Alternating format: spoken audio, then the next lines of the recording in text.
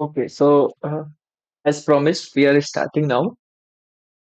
Welcome everyone. We are in the seventh week, and in my screen is visible, right? Yes, sir. Okay. So first of all, we will see what has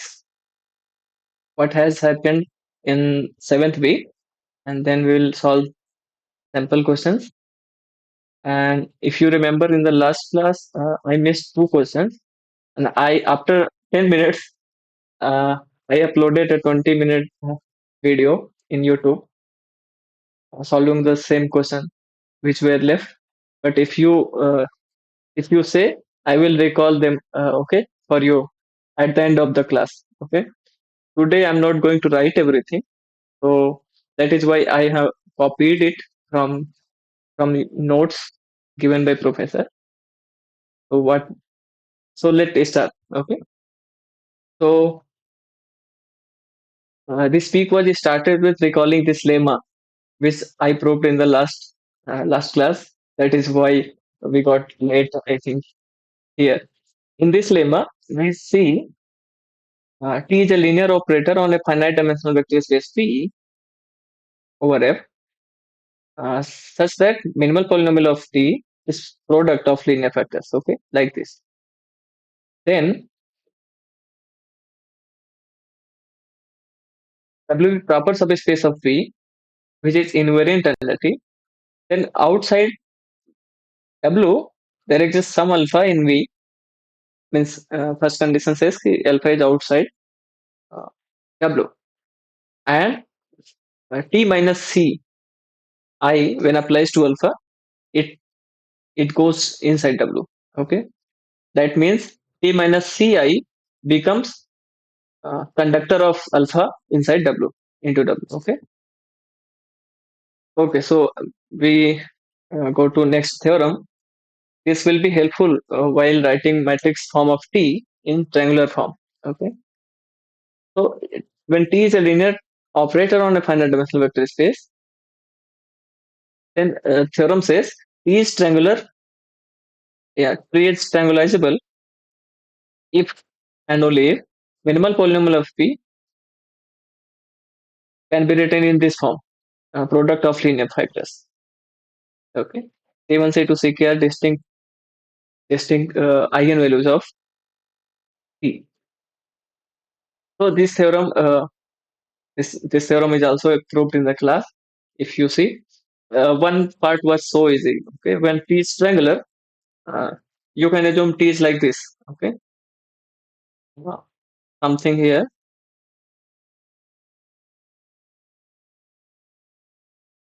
Below that, everything is zero. Okay, zero.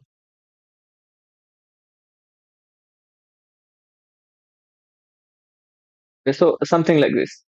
I'm writing 3 cross 3, but you can assume it n cross n. Then what are eigenvalues? Eigenvalues are actually in the diagonal elements. If you write characteristic polynomial, let's say it is lambda 1, this is lambda 1, this is lambda 2, this is lambda 3, then the characteristic polynomial of P will be of this form. Okay, product of x minus lambda I. So it is once characteristic polynomial is a product of linear factors, then of course uh, minimal polynomial will also be product of linear factors. So this part was so easy. Another part proving that if P can be written as product of linear factors, then using this lemma, which is written above here, we can actually write a basis for P, under which matrix of T will be of this form, triangular form. Okay. Okay. So this was a little explanation. Let's go to next theorem. Next theorem was if P is as usual linear operator on a finite dimensional vector space, then P is diagonalizable if and only if minimal polynomial of P is product of linear factors of degree 1. Okay. So this is important because if you remember, I had proved something. I will use after this. Okay, let me conclude this. If P is a product of linear factors, where P is minimal polynomial, P, then if and only if P is diagonalizable. Okay. So if you remember in the last class, we showed that matrix A belonging to n cross n matrices. Okay, let me write like this: M n f, such that A square is equal to A. In this set, all the matrices in this set are diagonalizable, right? Using this theorem. If you see here, minimal polynomial of A will be of this form. Minimal polynomial of A is actually x square minus x. And this is product of linear factor, right? That is why all the matrices inside this set are diagonalizable. Not only this, if a matrix satisfies this relation, A square is equal to I. This will say minimal polynomial of A will be of this form, x square minus 1, right? And this also can be written as product of linear factors. So uh, is diagonalizable.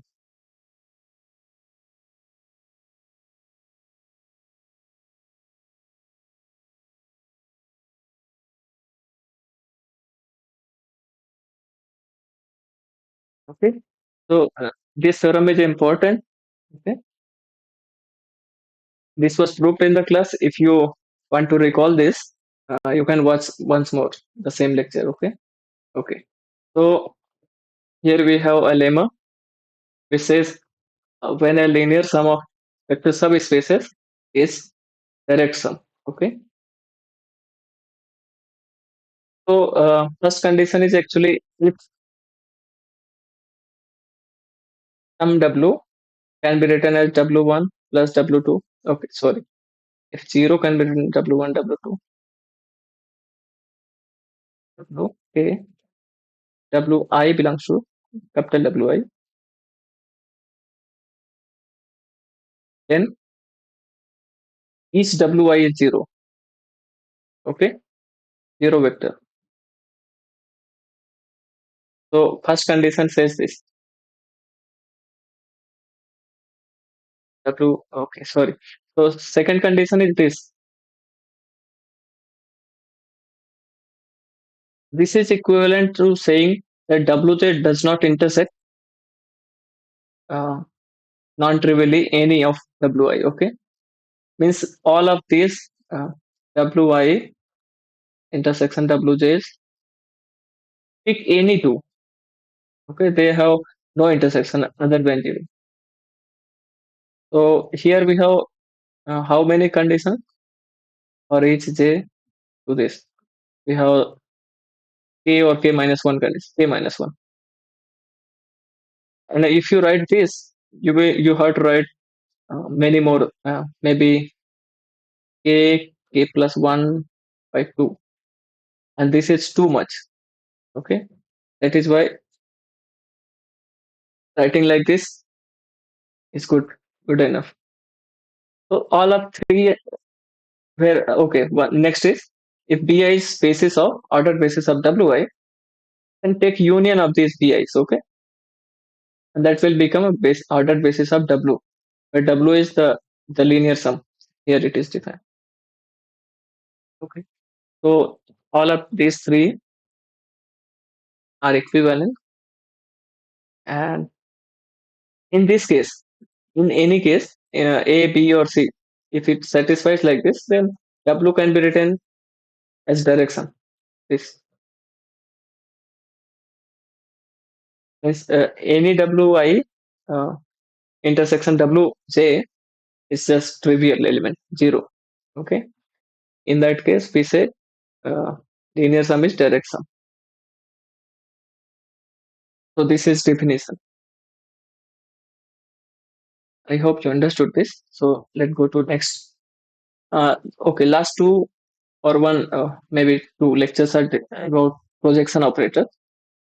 What projection operators are, basically, if you have a vector space and a linear operator on it satisfying this condition, e square is equal to e, means once you apply e or twice or thrice, uh, nothing happens, means whatever happened first time, that is the same after after first, you will get same operator only. Yes. You are doing nothing extra. E square, e cube, all of them are equal to e. Okay, in this case, R and N are range space and null space of projection operator. Then this calculation, which is written here, says V is direct sum of R and N. Okay, so any alpha can be written like this. So this will imply this belongs to our first one, E alpha, because it is inside image of E, and alpha minus E alpha belongs to N, which is null space, because if you apply once more E, it becomes zero. So any vector can be written as a linear sum of Rn, elements of Rn, and if something lies inside intersection, that should be zero. Okay,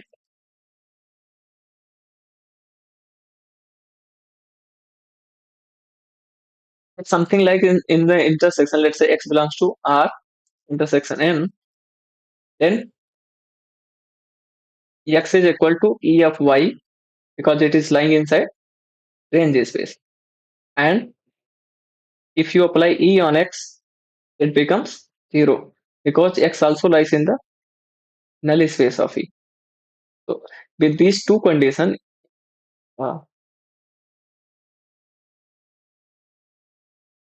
okay, apply E inside first. Okay, then it becomes Ex. This becomes E square y, but E square y is nothing but Ey. Okay, because E square is equal to E only. So Ey is nothing but x from the first condition only. But you see, Ex is nothing but zero from second in this side. So x is equal to zero. We got x is equal to zero. So something which lies in the intersection, it is zero. So this linear sum is actually direct sum. So let's see next theorem. Okay, if W is direct sum of these subspaces W1, W2, Wk, then there are k linear operators E1, E2, Ek. Basically, these are E1 is projection onto W1, because any V here belonging to capital V can be written as W1 plus W2 plus and so on plus Wk in a unique way, okay, unique fashion. So taking projection, E1 is just sending V to W1 like this. Ei is nothing but sending W. So these are operators on E. These are actually projection operators. Okay. Once you write, okay, you just take this is trivial, and this projection operator satisfies this condition. Ei composed with Ej is zero, and if you add them E1 into Ek, then it becomes identity operator only. And range of Ei is nothing but Wi. Okay, so if all four condition holds, then V is direct sum of Wi.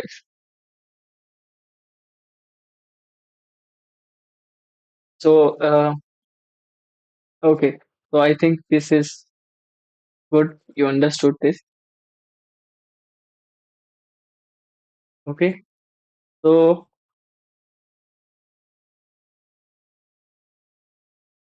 Okay, I'm not going to verify this. I suppose everyone understood this. So P is direct sum. Let P be a linear operator only, and K linear operators even E to EK satisfying the condition like this. These are as projection operator, and they are mutually orthogonal. Maybe I'm not saying means EI is a product of EI with EJ is zero. And third is if adding all of them gives I, range of E is Wi, then each Wi is invariant under T if and only if T commutes with each EI. Okay?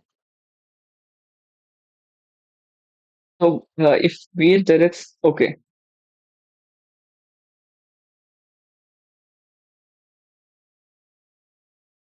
So this is also proved in the class, so I'm not going to verify. We will save this time our time, and we might recall those questions which were left in the last class. Okay, so let's see some questions here.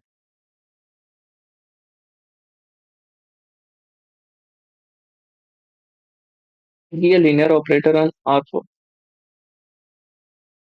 Matrix representation of T with a standard basis is this. Then which of the subspace following subspace is invariant?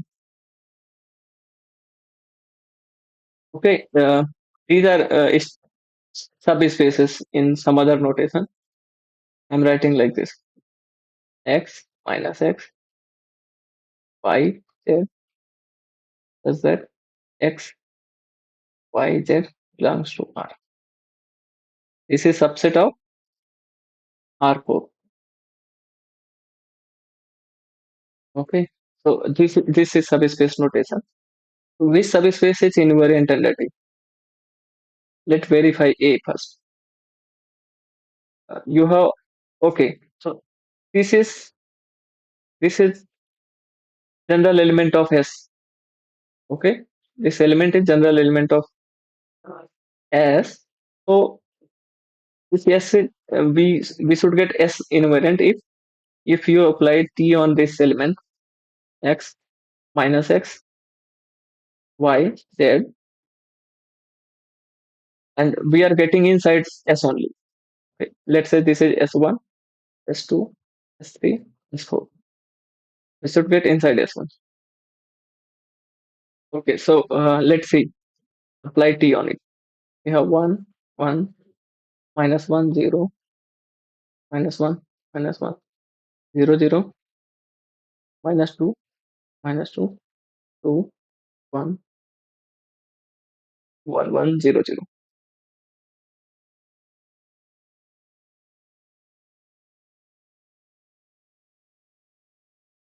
X minus x, y. Z. What is important here is inside S1, first coordinate is uh, minus of second coordinate. Okay, that is only condition. Y and Z can be anything, any real number. Okay, so no restriction on them. So we will look into first two coordinates.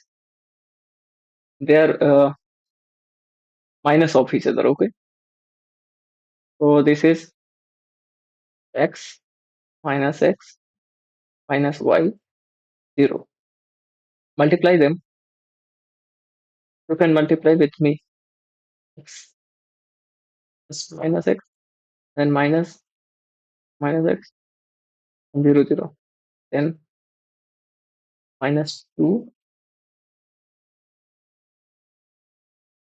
something. Okay, minus 2x plus 2x plus 2y plus z.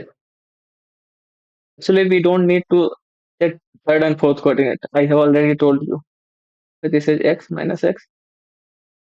We just wish to see if these two coordinates are minus of each other. This is minus y and this is 0. And this is 2y plus z and this is 0. So this is not invariant. Okay, this is not invariant. So let's see second B part. Similar trick. 1, 1, -1, 0, -1, -1, 0, 0, -2, 1, 1, 0, 0. Apply into this XX, YZ. But we are going to get x plus x minus y minus x 0, 0 minus 2x plus 2y plus z x plus x. Again, we are getting y here, okay? This is 2x minus y minus 2x. First two coordinates are not minus of each other, okay? This is something same left. So B is also wrong. What about C? 1, 1, -1,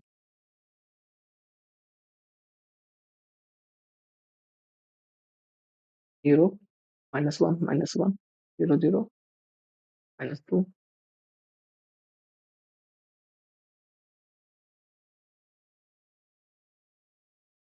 Okay, x minus y, z, y.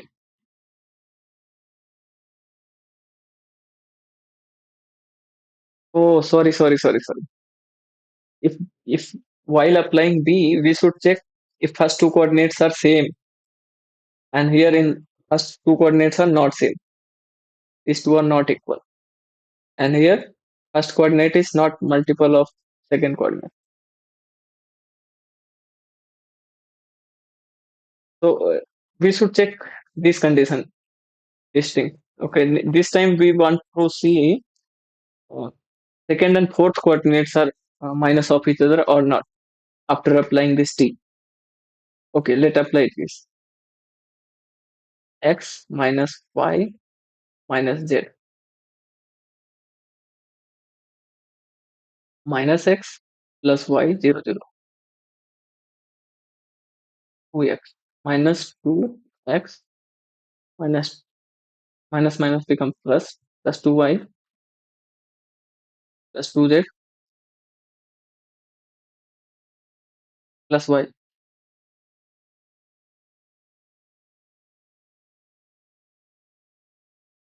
Am I doing something wrong here?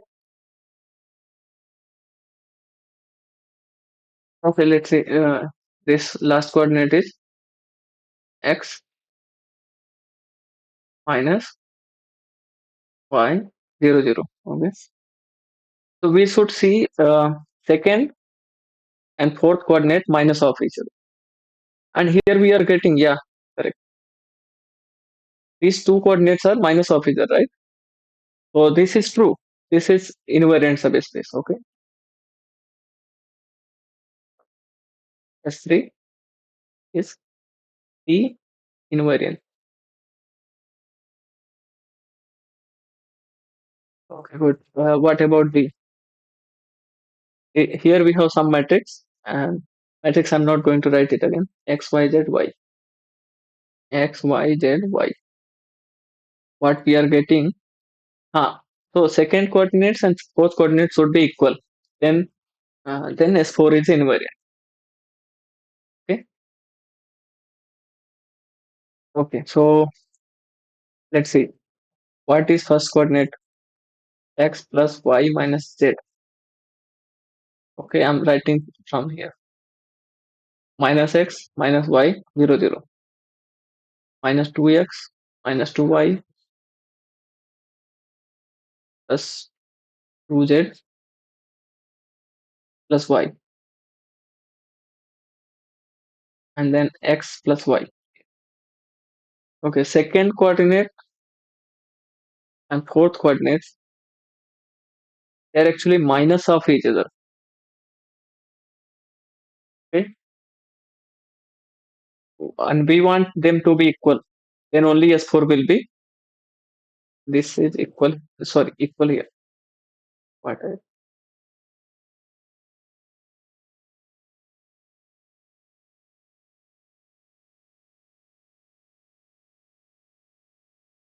And here these two are not equal. Here we have equal change. So this S4 is not T invariant. This is one T, not T invariant. I suppose you understood this. Uh, so which one is correct? We got C. C option is correct. Okay. This is T. Let's say next question.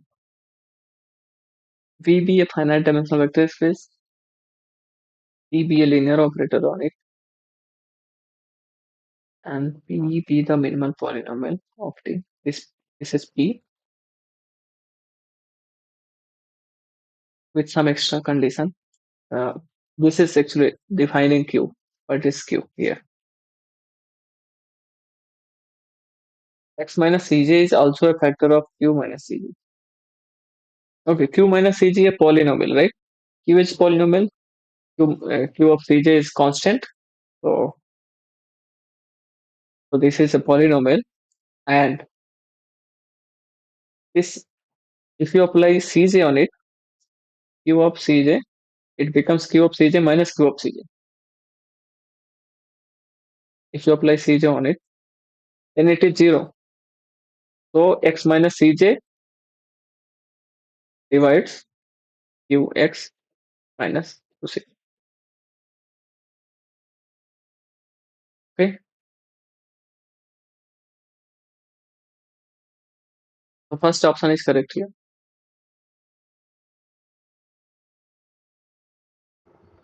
Can you again explain this? Okay, if you have a px, let's say a here, if uh, p of a is 0, then x minus a divides p of x. Do you understand this statement?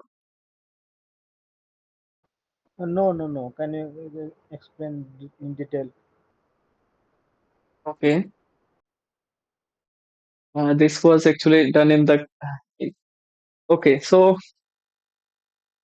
let let in a algebraic closure of polynomial ring.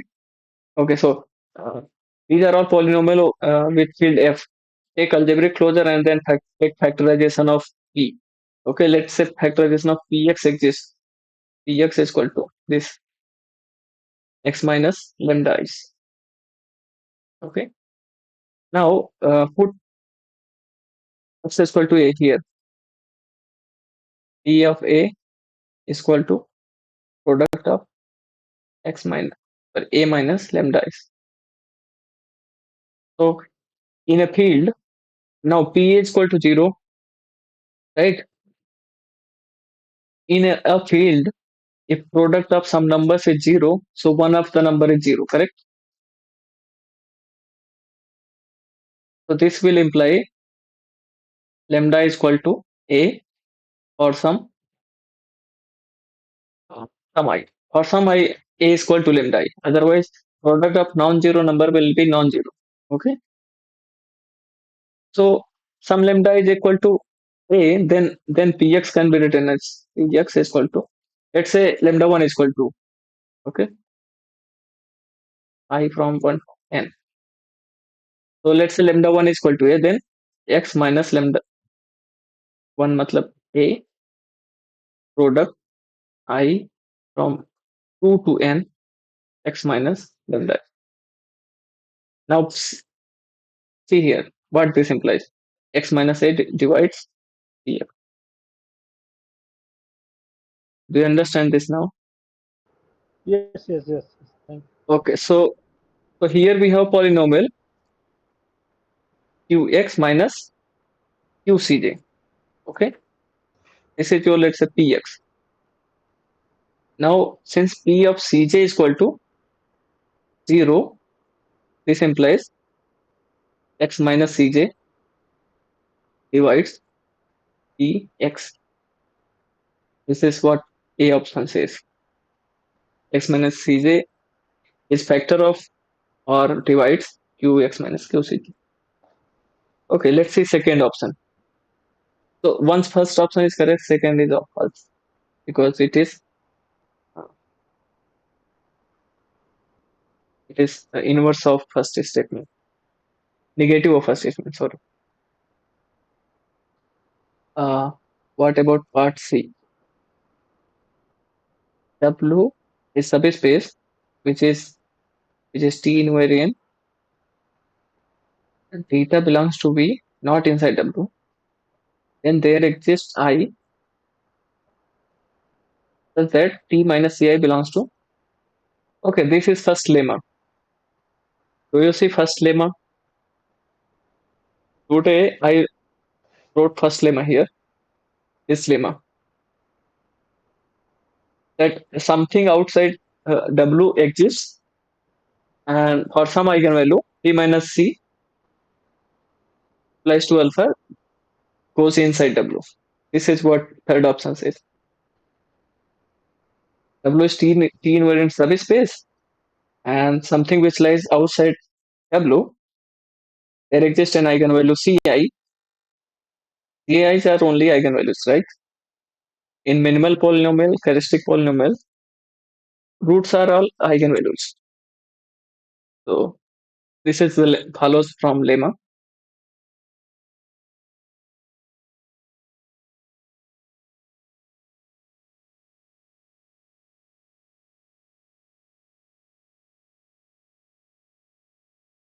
First lemma.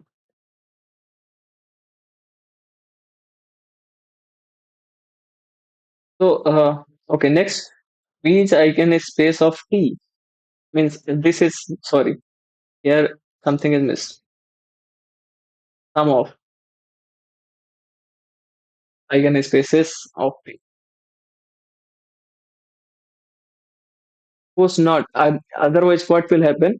If we sum of eigenspaces, then T will be diagonal eligible, right? This is definition of T. Sorry, definition of diagonalization. If V is sum of eigenspaces, then T should be diagonal eligible. Now, if you remember one theorem which states, which it's all about D here, T is diagonal eligible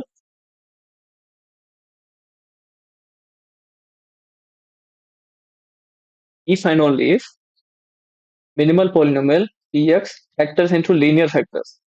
Means Px factors into, Factors of degree 1. okay, linear means degree 1. Oh, sorry, factor into polynomials of degree 1.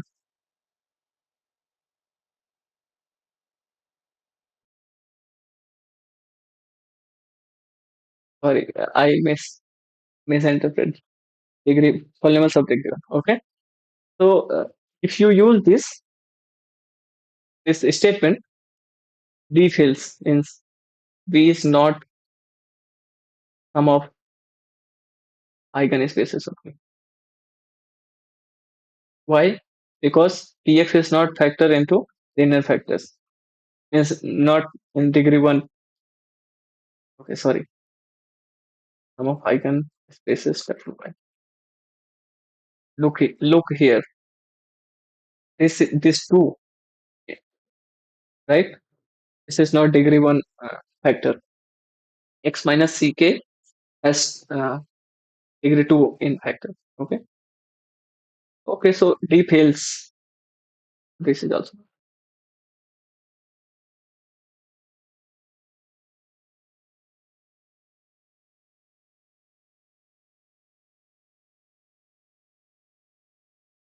Okay, let's see next question.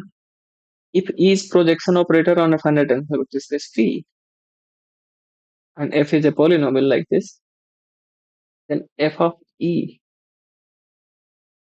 equal to this, and what are values of A and B? Okay, let's calculate this. You can also calculate. This is so easy, I think.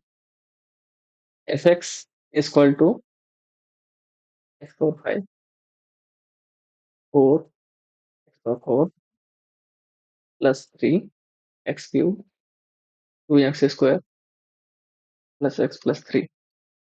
Now put f of e here. Put everywhere e power 5, 4 e power 4, 3 e power 3, 4 e power 2 plus e plus 3I. Okay. So e power 5 is again e only. This is a definition of projection. Okay. To multiply any times, it will become just e plus 4e plus 3e. Similarly, 2e plus e plus 3I. Okay. Since e square is equal to e, right? It is a projection. So we are getting 4, 3, 2, 1. It's 10 and 11. 11e plus 3I. And this is equal to AI plus BE. And what is A? Is 3 and B is 11. Correct? So option D is correct here. Everyone understood this. I think this was the easiest question I got today.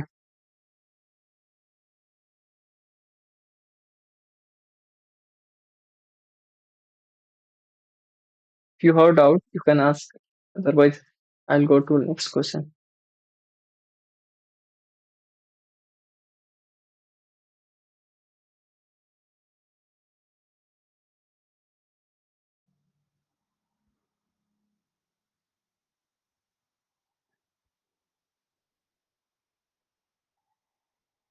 Okay, so let's see next question. E be the projection operator onto subspace and by this along the subspace segment. Let me draw a picture for you first.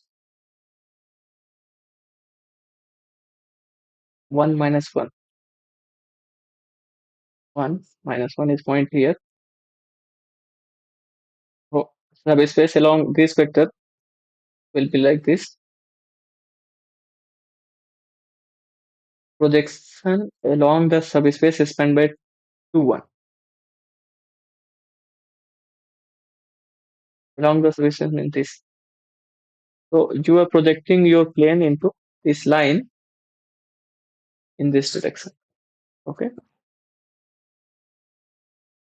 So you understood what is E. What E does? E sends this vector E of 1 minus 1 onto itself 1 minus 1, right? And where this point goes 2 comma 1, 2 comma 1 goes to 0. Okay, 0 0. So this was only information is given, and we have to calculate uh, for a random point xy what is value of uh, E. Okay. Okay, so how to do this? Let write a random element in the linear form of this 1 minus 1 and 2 1, because these are linearly independent vectors, this vector and this vector, so they are actually basis of R2. So let's write that. How to write 1 comma 0 first, or directly x comma y.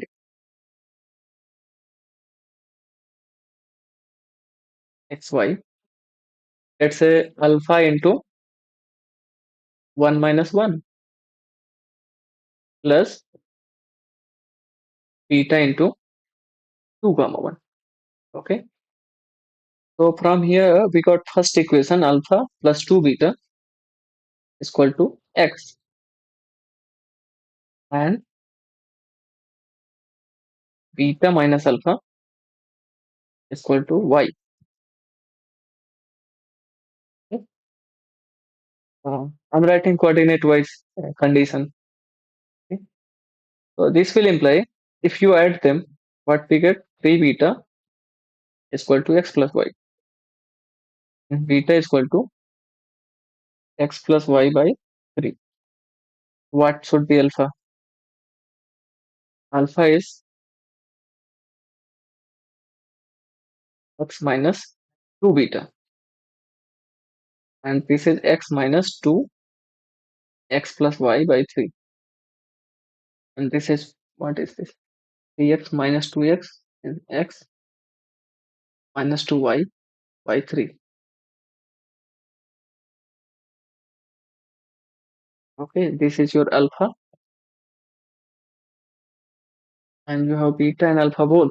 So what E will be doing, E of xy, because E is a linear operator. Okay, so E of alpha 1 minus 1 plus beta 1. This is alpha coming outside, and this is E of 1 minus 1 plus beta E of 2 comma 1. If you see, this part is 0, correct? E of 2 comma 1 is 0 0. So we will forget this. Okay, so what is alpha? Alpha is x plus y by 3. What is E of 1 minus 1? E of 1 minus 1 is itself 1 minus 1 only. Okay, Alpha is x minus 2y by 3, no, sir? what Value of beta is only x plus y by 3. value of? Value of alpha is x minus 2y divided by 3. You have substituted x plus y by 3. For beta value, you have substituted.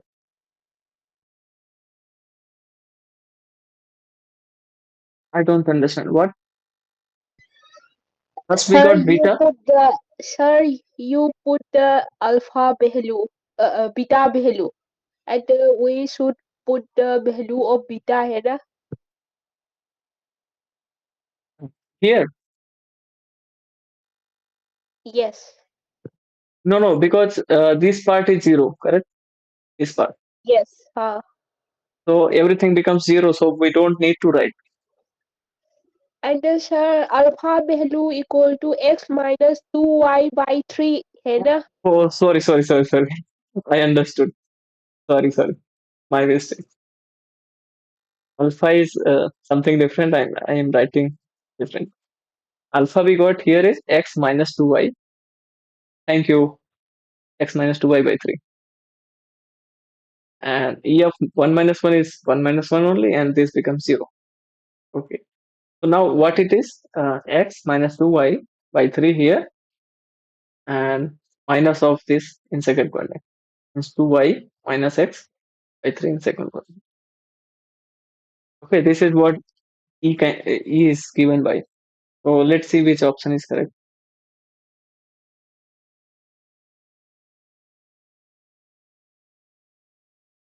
X first is x minus 2y.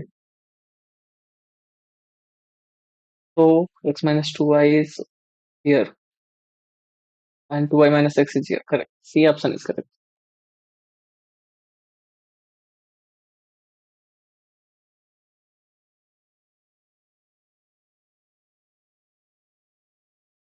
Given data was only this part, because each projection along this onto this. So that is what only given. 2 1 is going to 0, and 1 minus 1 going to itself. This point it stays fixed. Okay.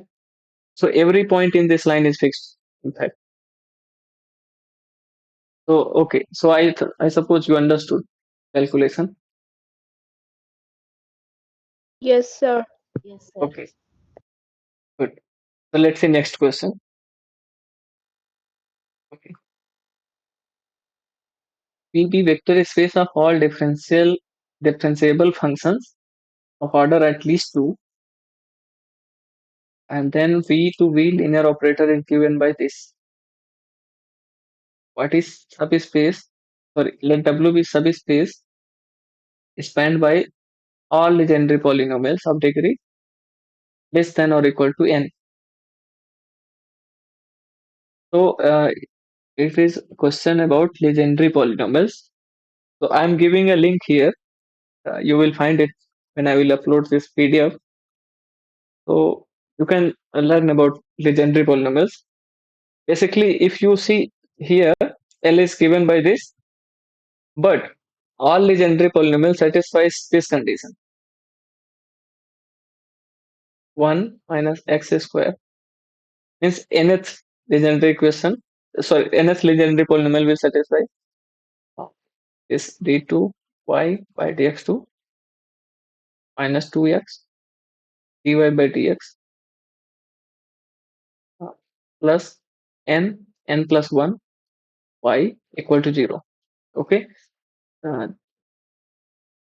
So nth legendary polynomial satisfies this equation. So what is given L? L says L of Pn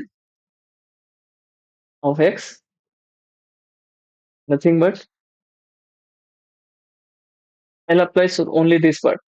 So this part is equal to minus of this. So this is minus of n plus 1, y is just Pn x. So L is given by this, where this is n of 1, 2. Okay, let me write it. Let's say it is n prime, okay? Degree less than or equal to n prime, to n prime. This is your W, this is span of this, span of this. And what L operator? L operates on Pn and gives this. So this is the detail. It is coming from differential calculus. I'm not going to write it, but you can look into it. Legendary polynomial satisfies this kind of equation. Okay. So is W invariant under L? Okay. Let me write. If L is given by this, what can you say? Question mark is W is invariant under L or not? Someone reply. Looking at this box.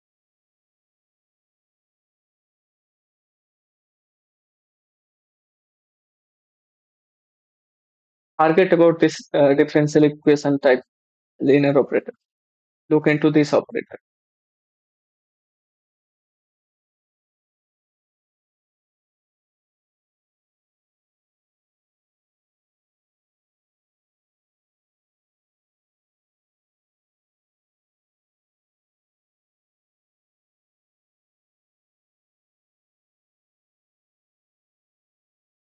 What is Pnx? Pnx is a vector, correct? It is a non-zero vector. Okay. Degree n polynomial. And it is a eigenvector. You see, this is constant, right? L of Pnx is nothing but some constant into Pnx only. So, but you understood what is eigenspace is invariant under L, right? Under L. If you since W is spanned by P1, P2, Pn, and all of these Pi's are eigenvectors. So W is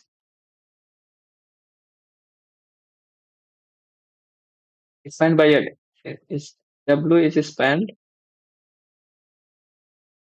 by eigenvectors. This will imply W is in L invariant, correct?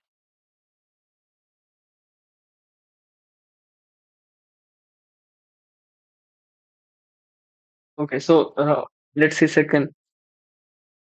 Pm is the mth legendary polynomial. Then it is an eigenvector of L associated to eigenvalue m minus 1. L Pm you write by this formula which is inside box. This will be m minus m plus 1 Pm. Okay, but this value is not this. Correct? This is m minus 1, and this is m plus 1 into m and minus of that. If m is bigger than 1, let's say, so this is positive, this product, but this product is negative. So they are not the same. So this is incorrect.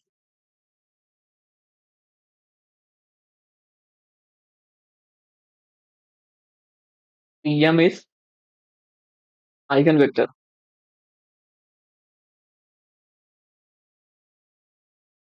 corresponding to eigenvalue minus m plus 1. Okay, not m into m minus 1. So let's see next C part. Pm2, sorry, Pm1, Pm2 are eigenvectors of L, where m1 and m2 are natural number. Then the sum is also an eigenvector. This is not true, okay? If m1 is equal to m2, then it is true, okay? If they are different, it is not true. If m1 not equal to m2, then not.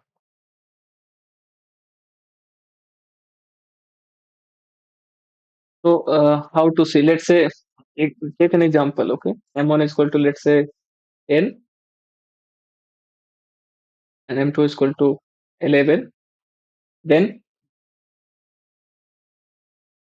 L of P10, this is nothing but 10 into 11 P10, and L of P11, this is nothing but minus 11 into 12 P11. Now what is sum? L P10 plus L P11, and if you apply L on sum, this will become, because L is linear operator, this will become minus 10 11 P10 plus, sorry, minus 11 into 12 P11. But this is nothing, this is not equal to any constant P naught, sorry, P10 plus P11. Okay, because if you take constant common, let's say it is 11, 11 is common, so something is left behind. Here 10 and here 12, they are not equal, so we cannot take common. Okay, and we need, if this is eigenvector, we need everything else should be taken outside, means common. What left inside box should be P10 plus P11 only. Okay, so for any constant. So let's see, C part tells W1 be subspace of legendary polynomials of degree less than m1, and W2 is legendary polynomials of degree less than or equal to m2. Then union of these W1 and W2 may not be invariant. Oh, if you see, W1 is already invariant subset, L invariant, correct? Means W1 is not moving outside W1. If you apply L on W1, everything goes inside W1. Same happens for W2, because what is changing is just M2, means M1 and M2 at least. Sorry, but W2 is similarly L invariant. So its union will be invariant, correct? As a subset of V, W1 is invariant, W2 is invariant. So union will be invariant. Simple checking. So this is, here, but it says may not be because of that fails. It is invariant because if you apply on union, this will be nothing but L of W1 union L of W2, and this is contained in W1 union W2 because L1 and sorry L of W1 and W2 are invariant. So union is also invariant subset. Okay, so it fails. I suppose you understood this. Okay. Please explain, sir, one more times. Okay. Let me explain. L of y, which is defined like this. Okay, by this differential equation type things. But question is asked about legendary polynomials. Okay, and legendary polynomials is actually solution of this kind of differential equation. Nth Pn is nth legendary polynomial, which is solution of this equation. Okay, y is equal to Pnx is solution of this equation. So from here, if you see what L does, if you see L of y plus n plus 1 y is equal to 0, right? So this implies from this, let's say this is your uh, this is star implies this, and this implies L of y is equal to minus n plus 1 y. Okay, so this Pnx is solution of this. Okay, so we got this box, lower box. This calculation upside helps writing this equation. L of Pnx, this is nothing but this is equal to minus n plus 1 Pnx. Okay, this is true for every n in natural one. Once you have this, Pn is nothing but an eigenvector, correct? With this eigenvalue, this is constant. In the polynomial space, Pn is nothing but eigenvector of L. So, this is understood at first. Now, something which is subspace which is spanned by eigenvectors, that is invariant. Okay, so that is why W is invariant under L. W is L invariant. So first option is correct. Second option says Pm is an eigenvector with eigenvalue m into m minus 1. No, m into m minus 1 is not equal to minus m plus 1. So this is failing because of that reason. What about part C? Part C says if two legendary polynomials Pm1, Pm2 are actually eigenvectors of L, what about sum? Will sum will be eigenvector?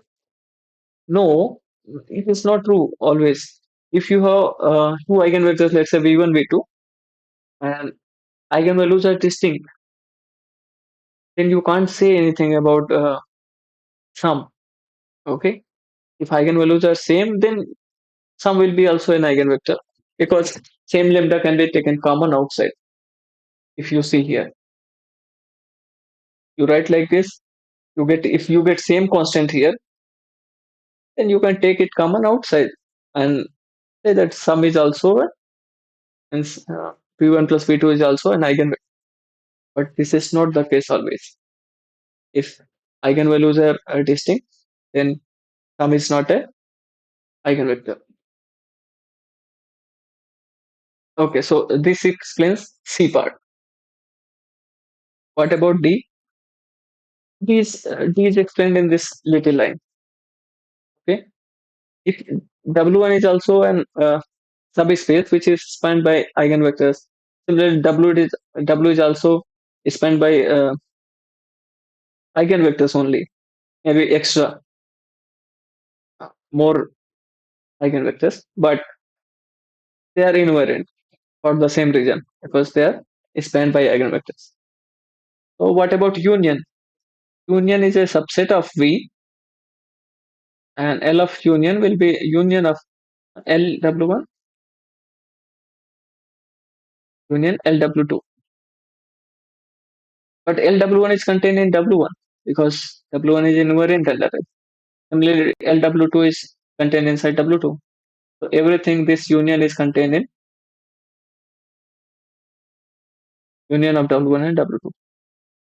So this subset W1 union W2 is also invariant. Okay? This time you understood, right?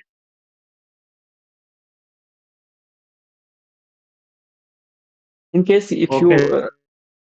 in case if you want to see if you missed something, you can look it after some time because it will be available in YouTube. Okay. So let's see next question. Question 6.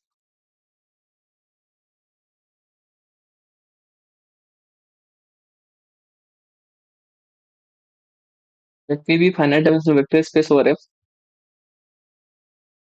and dimension is n, W1, W2, W3 with proper subspaces of V such that linear sum is V.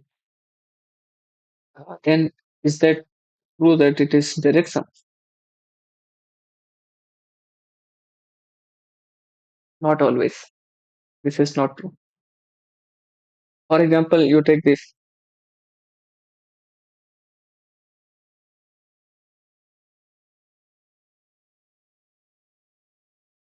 is equal to R2, W1 is equal to x comma 0.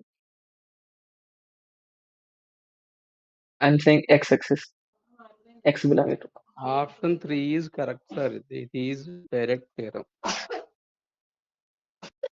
So there may be more than one correct answer. I'm saying one is false. First is false. So let's see first is false. Why? W2 take y axis means 0 comma y belonging to R. I will come into third question. Sorry, third option. But let me do others also. What about W3?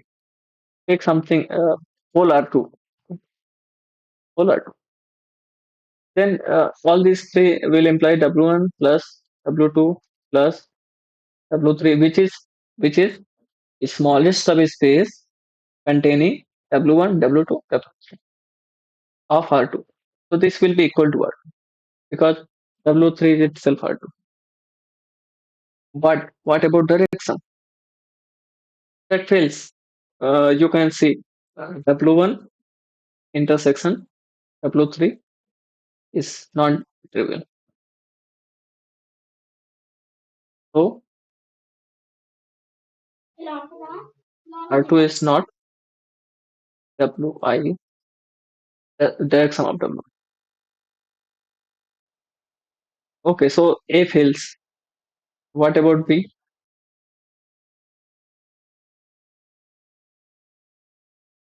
Okay, let me write a direct formula first. Then you will see. Uh, you will understand everything. Let me write it. This P is W1 plus W2 plus W3. Then dimension of V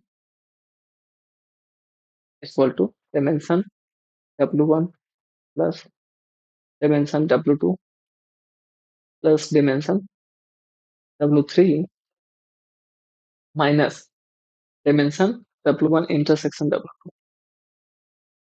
minus dimension W2 intersection W3 minus dimension W1 intersection W3 plus dimension W1 intersection W2 intersection W3. Okay, this is the formula.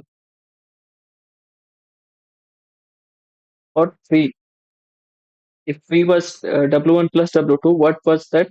V is W1 plus W2 implies dimension V is equal to dimension W1 plus dimension W2 minus dimension of intersection. Okay. Actually, let me draw a Venn diagram and then you will understand what is happening. In the second case, you see, if you take union of this, then this part is counted twice, right? Because this intersection part is counted twice. Let's say we are just taking basis of this, okay? Understand, sir. Understand. Oh, understood. Then it is nice. So this part you understood. This also you understood, right? Okay. So let me apply this, and then let's see.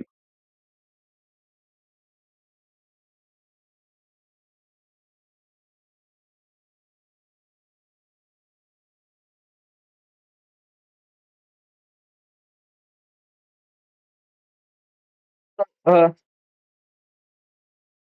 all these three conditions implies there is no intersection between W3 and if something these conditions. Okay, let me write.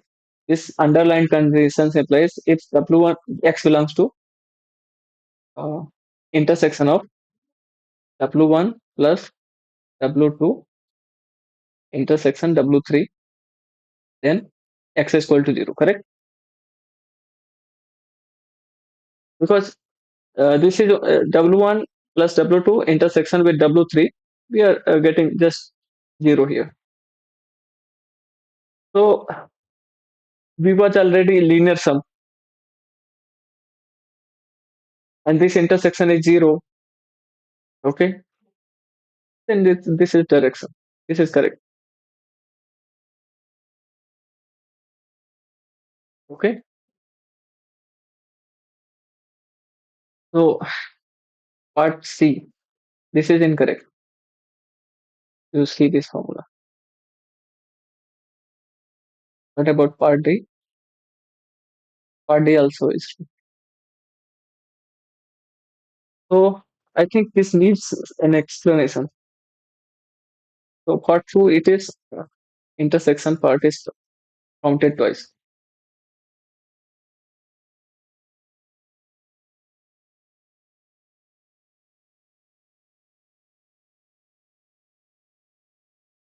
This is, let's say, basis element. These dots are basis elements, and these dots are intersection of its basis element of intersection subspace.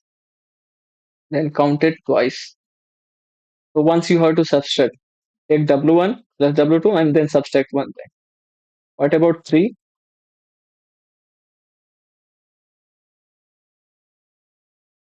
First you add all of them, then you see this Wi intersection Wj, these are counted twice.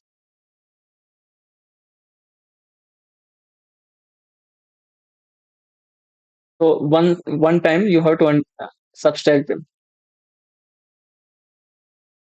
Then, but what happens to this? This goes away. So you have to add it. Doing this, this is second step.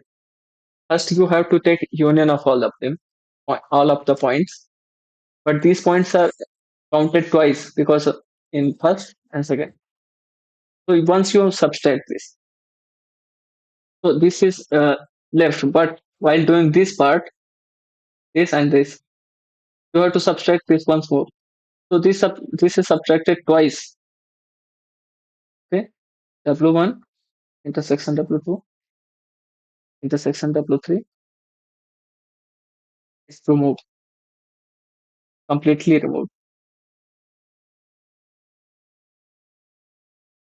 Remove while doing above step. Let me write it in while doing. Okay, this is not the way you should write a basis b1, b2, b3, and then prove that something which contains this much elements uh, will be actually basis. Okay, basis of this linear sum. Anyway,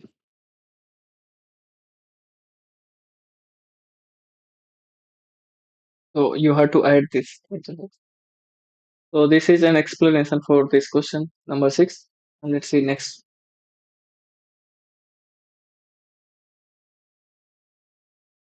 Someone may not understood this part.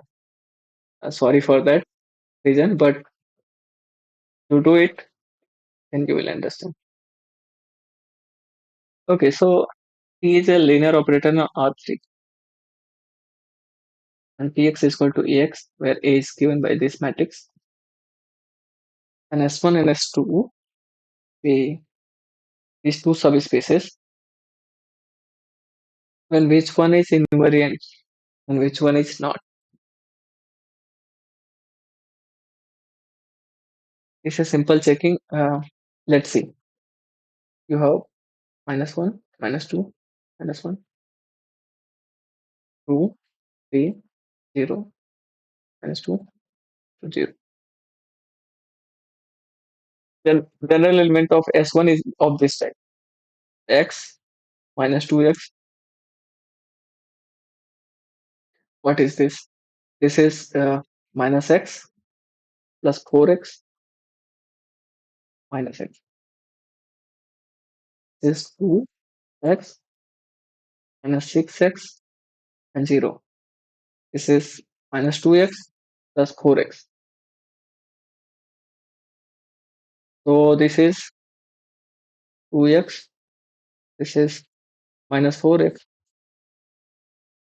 and this is 2x.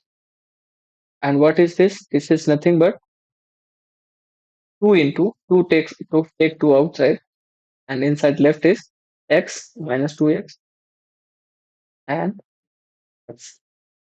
So every vector inside S1 is an eigenvector, correct? No, every non-zero vector is an eigenvector. They are lying in the same S1. Means I'm just saying this implies S1 is P invariant.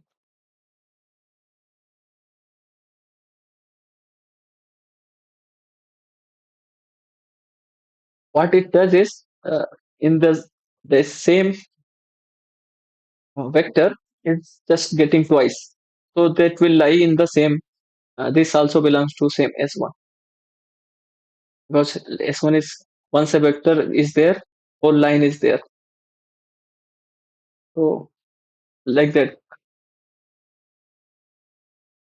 Let me remove this. Okay, S1 is T invariant. What about S2?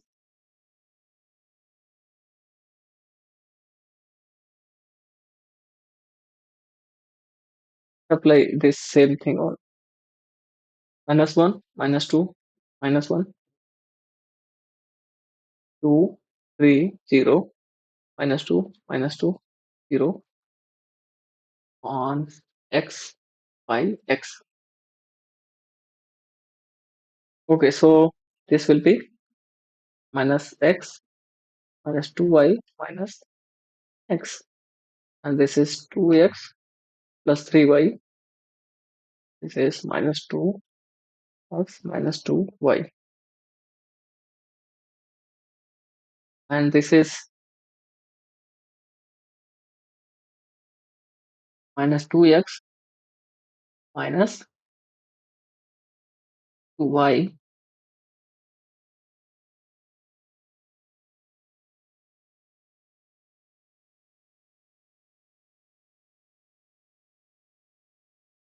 Okay, so next is 2x plus 3y, and the next is -2x minus 2y.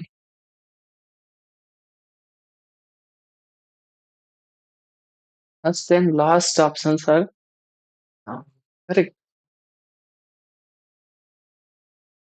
So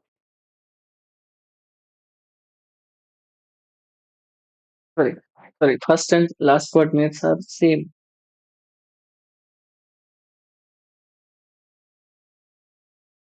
Will that imply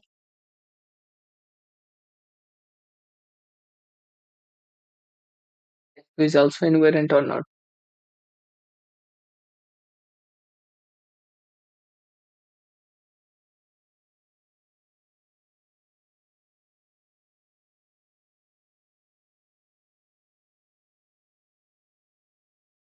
S2 is actually a two-dimensional space where first and last coordinates are same.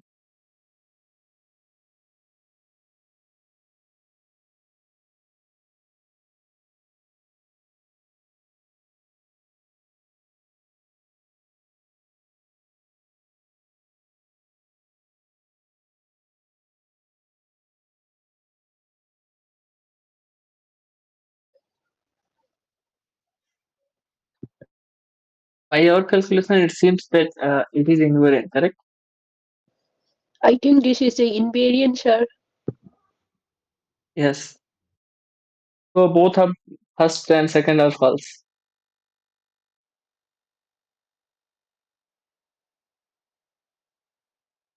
Let's apply on a basis and then we will see. What is the basis of S2? Uh,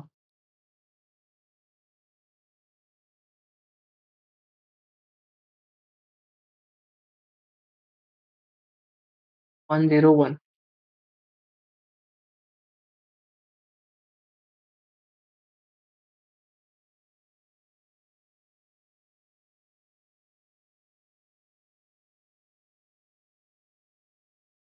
Both S1 and S2 are invariant, then intersection will be invariant.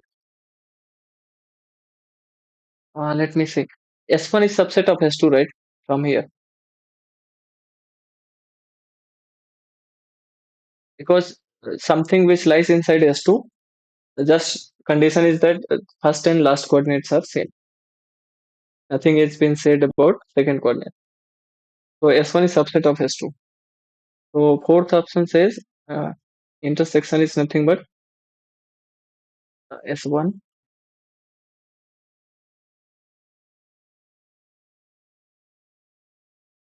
It seems that C and D are correct,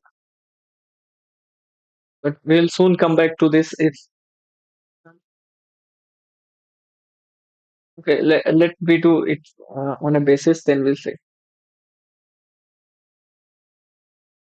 S2 applies to 0, 1, 0. What will happen? S2 of 0, 1, 0. This is second column. Is minus 2, 3, minus 2. S2 of S2 applies to 1, 0, 1. 1, 0, 1. This is first column and last column. Adding first column and last column. Minus 2, 2, minus 2.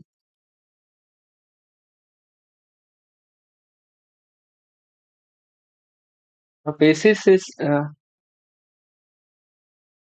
going inside the same space. X, Y, X type. Means first and last coordinates are same. So yes, correct. Both S1 and S2 are invariant and intersection also. Okay.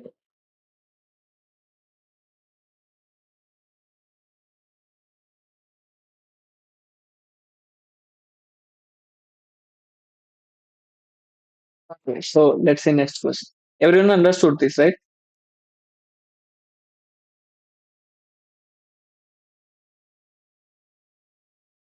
Okay. So let's see next question.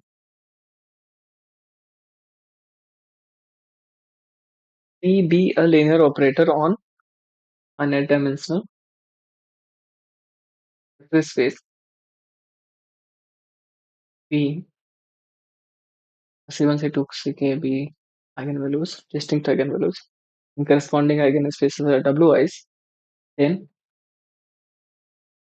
W is equal to W1 plus W2 is not invariant under T, but W1 direct from W2 is T invariant. What you say? I'm saying W1 plus W2 is nothing but direct sum.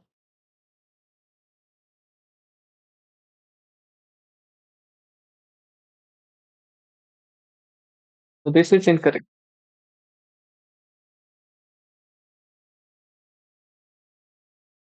Why this is true?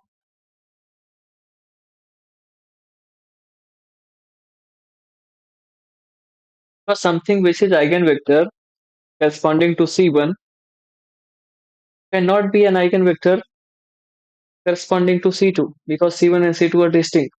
Okay. If something lies in common, let's say X belongs to W1 intersection W2, then Px is equal to C1x and Px, if this X belonging to W1 implies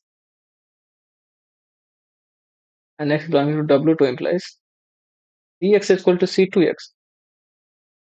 If C1 and C2 are distinct, what here it is given distinct, like, so these are not equal, but these are equal. This is a contradiction. So we get this. This was a claim.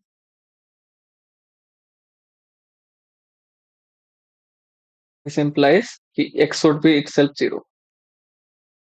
Otherwise we fail. X is non-zero, C1, C2 are non-zero, then this contradicts. Okay, so what about B part? So actually this question was like this. Then which of the following? Which of the following subspace is T invariant? Means, which of the following subspace is T invariant? Like this. So by that reasoning, if you modify your question, this was actual question like this: which of the following subspaces? So this is not a subspace always. So this fails. This is also not a subspace.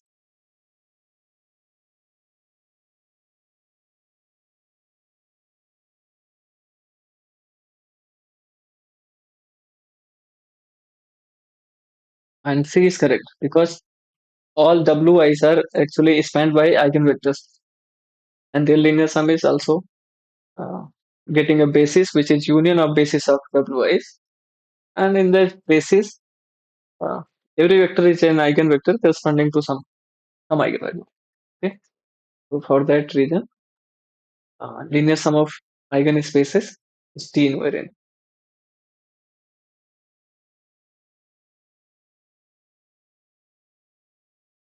So this is explanation for A.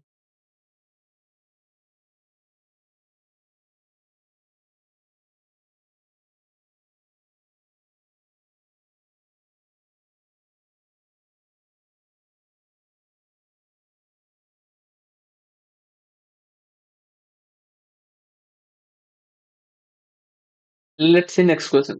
Everyone understood this, right?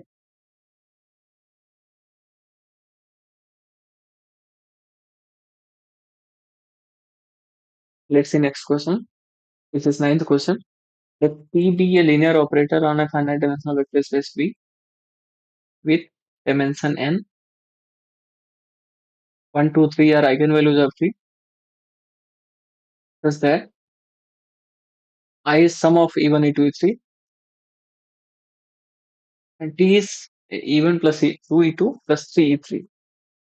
What is E1, E2, E3?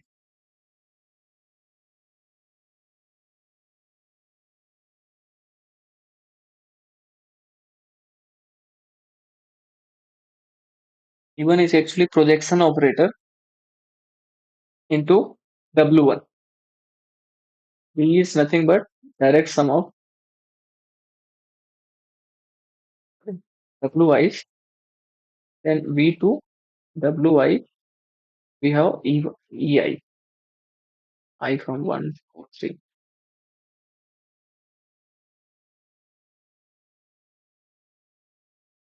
Let's calculate.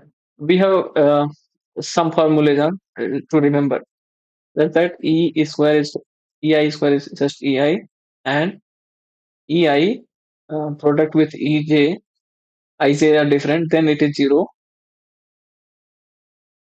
I think these two are only, this will be helpful. And one formula is given already here. I is equal to E1 plus E2 plus E3. Let's say for A, we want to calculate P minus 2I.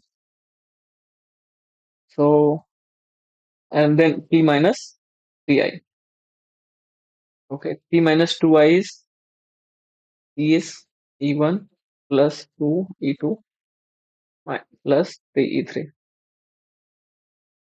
minus 2 E1 plus E2 plus E3. What we get is E minus E1, right? Minus E1. E2 get cancelled. T plus E3. Okay, good. So T minus 3I. E1 plus 2 E2 plus 3 E3. We get this E1. Sorry, my handwriting is bad. E1 plus E2 E3. We get 3 E3 get cancelled. We get minus 2 E1 plus, sorry, minus of E2. Now product of these two. What we get, taking product of these two, take product both sides. So here we get T minus 2I and T minus 3I is equal to E3 minus E1 minus 2 E1 minus E2. What will be the product?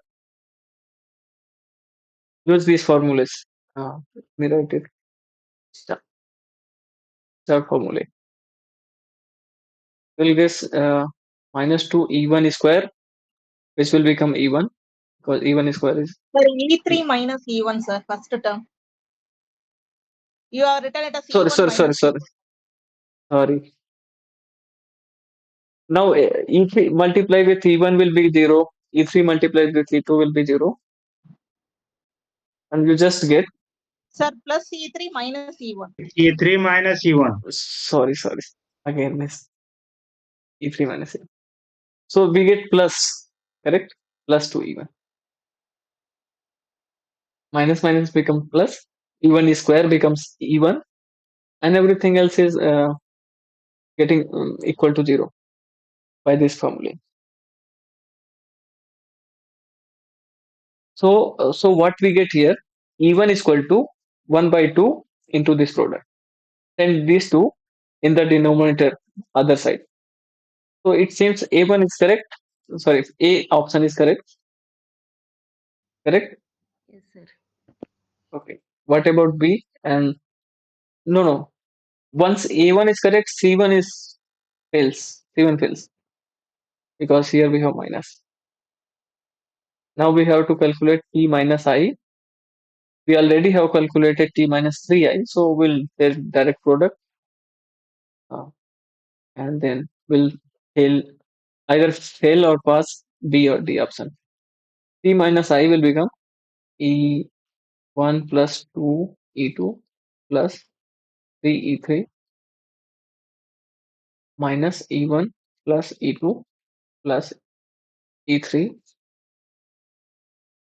E1 get cancelled. This becomes 2 E2. For E2, 1 E2 is getting cancelled. E2 plus 2 E3. Okay. Now multiply with T minus 3I. T minus 3I is this. T minus I multiplied with t minus 3i. This is equal to E2 plus 2 E3 product with minus 2 E1 minus E2. What will be the product? Minus E2 square. E2 square is just E2, right? Yes. Other terms get cancelled. E3 multiply with anyone get cancelled. E2 multiply with E1 will get cancelled. E2 multiply with E2 will survive, and that will be minus E2 square. But minus E2 square is minus E2 only. So we are not getting this 1 by 2 in fact, right? So this is false. E2 is equal to take plus here and write minus here.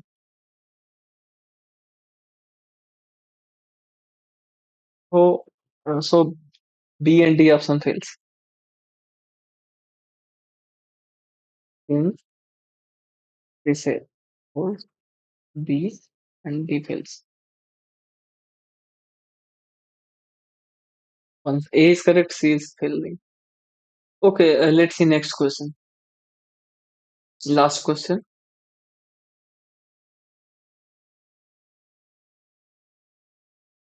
Why? Okay. Let's see 10th question. E be a linear operator from R4 to R4. Matrix representation of P is like this. Oh, this is same matrix in the first question. Do you see the same matrix?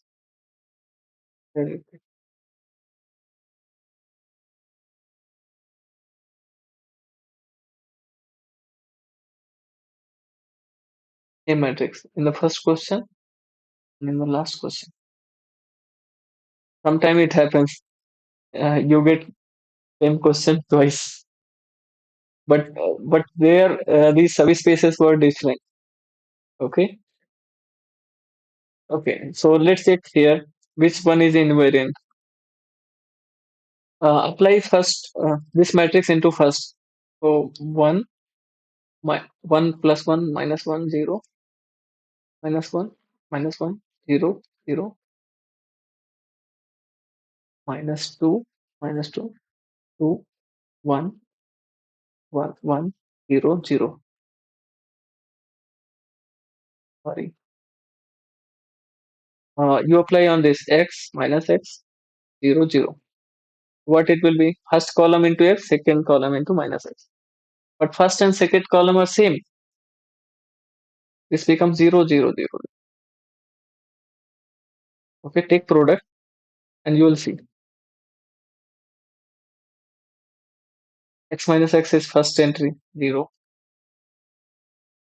Minus x plus x is second entry, so 0. Third entry is minus 2x plus 2x, that is why it is 0. No need to go third column and first. And then last is x minus x again, so that is why it is 0. So this belongs to, let's say this is S1, this is S2, S3, S4. This belongs to S1 because zero element belongs to any subspace. So you see the basis element with general element of S1 goes to S1 only. This implies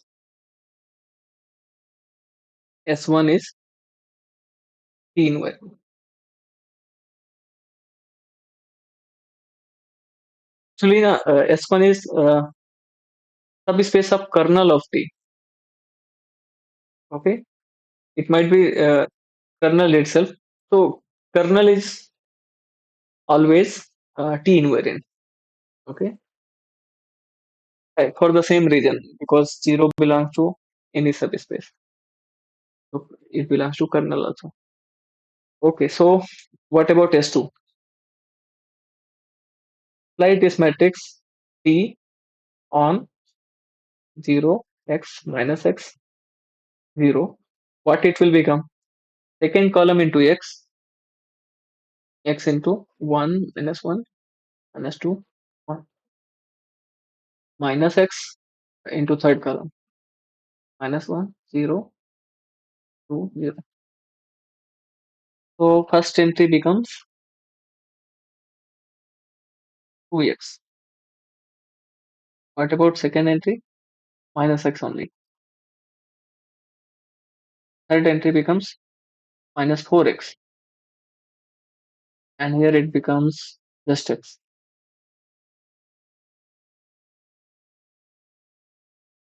So uh, this is for part B. And when x is non-zero, these two coordinates are non-zero. So this does not belong to S2. Okay, so S2 is not invariant.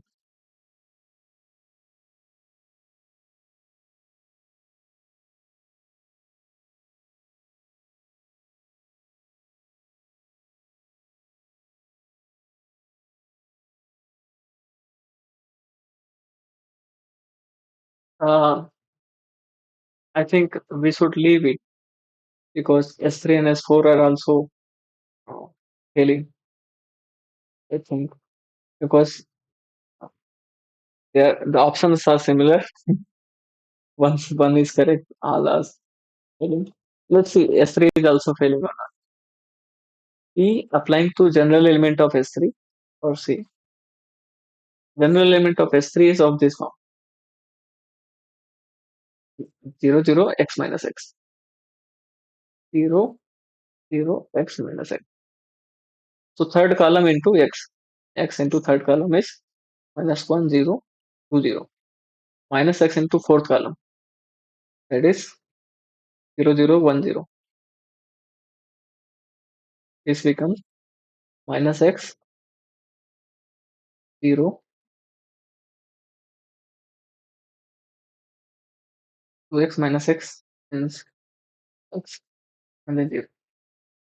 This does not belong to S3. You see, general element of S3 was 0 0 x minus x, but it becomes minus x 0 x 0. So this is not, S3 is not invariant, so C fails. That is fine. Criteria is the incorrect answer. What about D?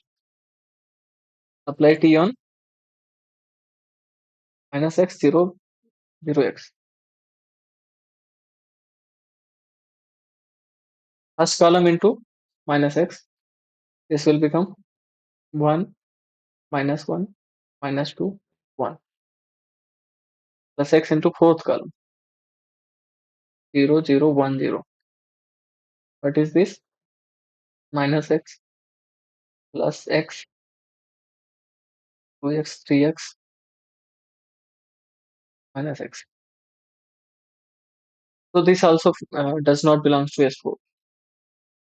You know why? When x is non-zero, uh, all four coordinates are non-zero, and belonging to S4, we need second and fourth coordinates 0. So this is why this does not belong to. These two are not invariant. Not invariant.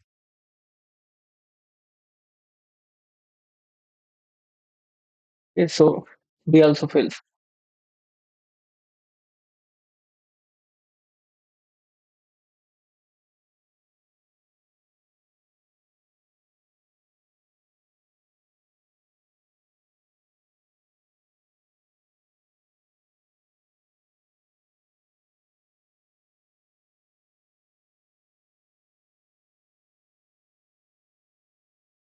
Understood? Yes, sir. Yes, sir. Okay. So we have 18 more minutes. So let me stop sharing it and share the PDF. It's week 6 PDF. Okay. And let me explain something that you might not be understanding. Stop sharing.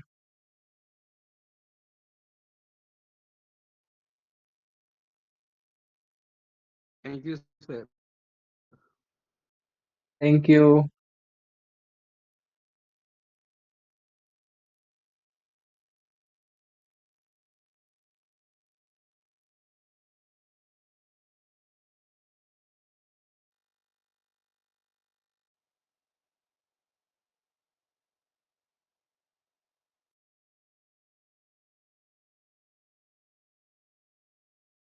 You see, I had left this part uh, and drop.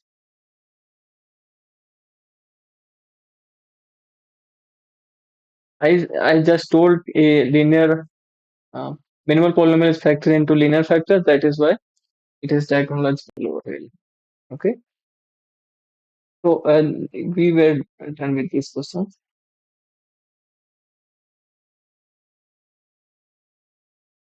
So what was reasoning here? Rank 3 is determinant of A 0. Any if A satisfies A square is equal to 0, this will say determinant of A is equal to 0. But determinant of A is not 0 here. This implies determinant of A non-zero. First option, second option says determinant of A is non-zero. Generally here also it was like that. This was also done, but a little I thought I should explain also. Yes, so. So the option already satisfying x square is equal to 0. So we were left in question 8. Yeah, here we stuck into calculating a characteristic polynomial of this matrix. Okay, so characteristic polynomial of this matrix is coming out this. So here is an explanation. I have already made a video on it while writing this PDF, this calculations. You can look into YouTube channel, same YouTube channel. It is named as part 2 of week 6. Okay.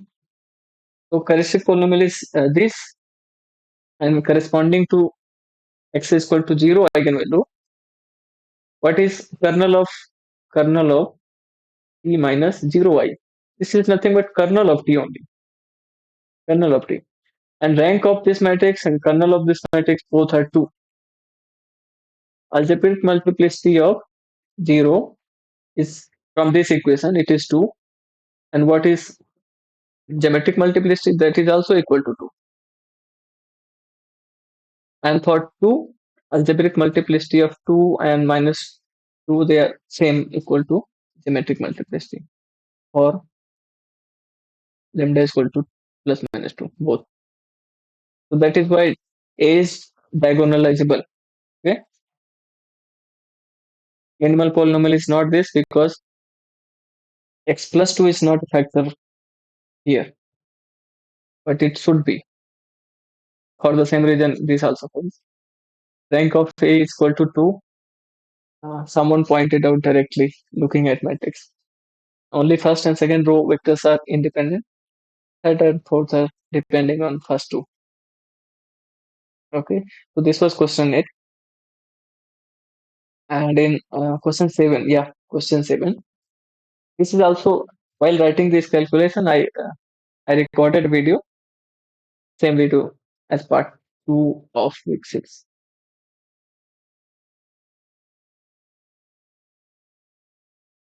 Have you seen this that video? No, sir. No. You can see it, but let me explain a little bit. T of b is equal to a into b. Okay, so t square of b is equal to t into t of b, but tb is equal to ab. So t square b is equal to a square b. Finally, we got t square is equal to a square b. If there was a constant, that constant left outside only. So similarly, t cube b is equal to a cube b. So any polynomial tt applies to b will be equal to ta multiplied with b. Okay. Now you see when he got minimal polynomial. Sorry, he got minimal polynomial p. then Pt is equal to 0 if and only Pa is equal to 0. So minimal polynomial for T and A are same. Minimal polynomial P, so but may not be same. So this is explanation for C. We got here that minimal polynomial of P and A are same, but it says may not be same. That is why it is incorrect. Understood?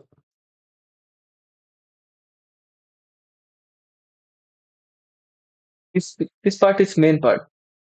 When Pt is equal to 0, why Pa is equal to 0? Because this is true for every B, okay? For every B. So in particular, take identity matrix ID. And Pa into ID is equal to this side. Pt is already 0, so 0. And this happens only if Pa is equal to 0, this part. Because identity is never equal to 0. So Pa is equal to 0. So part C is explained. So part A. Okay, let's see. I'm doing it for n is equal to 3, but it is true in any case. N is equal to some random natural number k. So proving something for diagonalizable matrix, you can take a diagonal matrix actually. Okay, because finally, after all, minimal polynomial, characteristic polynomial, eigenvalues, their algebraic and geometric multiplicity, they are same for similar matrices. So nothing happens if you take a diagonal matrix in place of A. So if A is diagonalizable, means let's say A is diagonal matrix like this, then T may not be diagonalizable. Okay. First of all, you should understand where T is operator. T is operator on matrix. V is equal to here given n cross n matrix. M n cross n. That's it. Over for some field F. So T is operator on it. What is basis of V? A basis of V. Eij, correct? You remember this? Ij from 1 to n, right? That is why we got dimension of V is n square. Okay, so what happens here? Matrix multiplication on a random matrix, you get this matrix. First row is multiplied by first lambda 1, sorry. And similarly, second is multiplied by lambda 2, and third is by lambda 3. So if you check in this standard basis matrix, Eij, what happens to Teij? Te11 is lambda 1 E11. Only this part is surviving and everything else is already 0. B, C, D is all zeros. So T of E11 is okay. This capital E11 is small E11 are same for this time being because I should write capital E11. So anyway, so in general, what we get T of E I J is equal to lambda J E I J. Okay. Each of these basis vector, standard basis of V is already a eigenvector, correct? So this would be a diagonalizable matrix because standard basis itself I consists all elements are eigenvectors in the basis. So T should be diagonalizable, but here we have may not be. So it fails. Okay. So when A is diagonalizable, then U is diagonalizable. U is this matrix. So let's take A to be diagonalizable again, diagonal matrix. Then what happens when you apply U on B? AB is this matrix. All rows are multiplied. First row is by lambda 1, second row is by lambda 2, third row is by lambda 3. And when you calculate DA, first column becomes multiple of lambda 1. For this, first column is multiplied by lambda 1, second column is by lambda 2, third column is by lambda 3. Now, if you calculate UB, this is AB minus BA, you get this kind of. Okay. Oh, sorry. Everywhere this is minus, huh? Is this?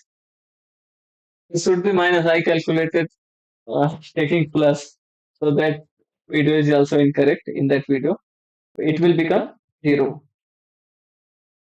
It will become 0. This will become 0. And here we have minus. Everywhere this is minus because AB minus BA. Okay. So sorry for that this mistake. But if you see lambda 1, lambda 2 either distinct or not distinct doesn't matter. All these Ej's again eigenvector, correct? Here you have I plus J, but now I realizing that this is I minus J. Okay. Each Ej is again a eigenvector. So you have basis consisting of eigenvectors of U, this operator U. So U is diagonal as well. What we are using is just A is diagonal as well. So U is diagonal if A is diagonal. So this is correct. Okay. Minimal polynomial of Q and A are same. No. This is incorrect. A is 3 cross 3 matrix here, right?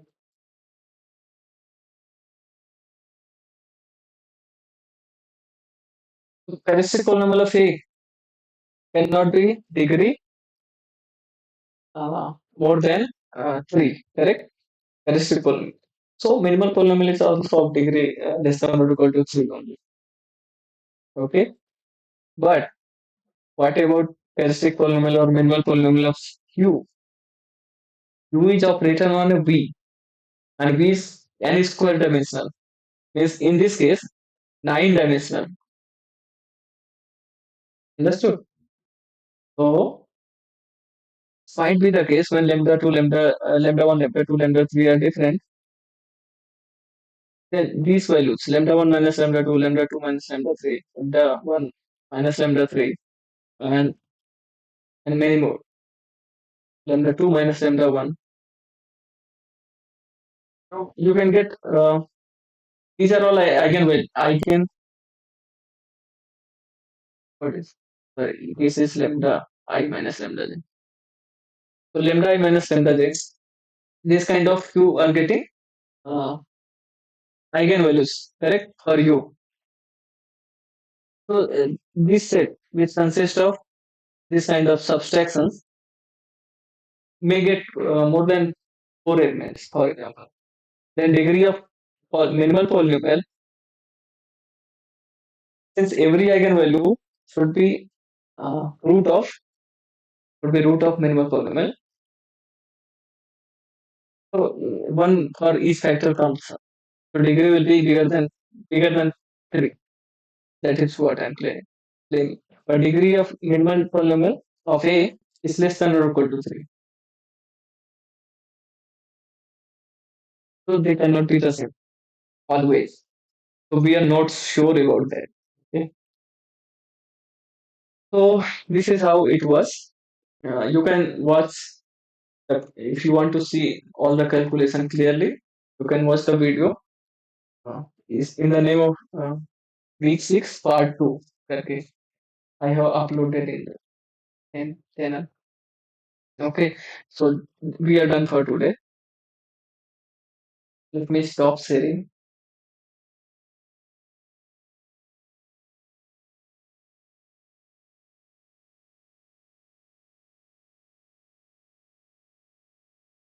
Okay, this will be also available in the same channel. Whoever wants can watch once more. Thank you.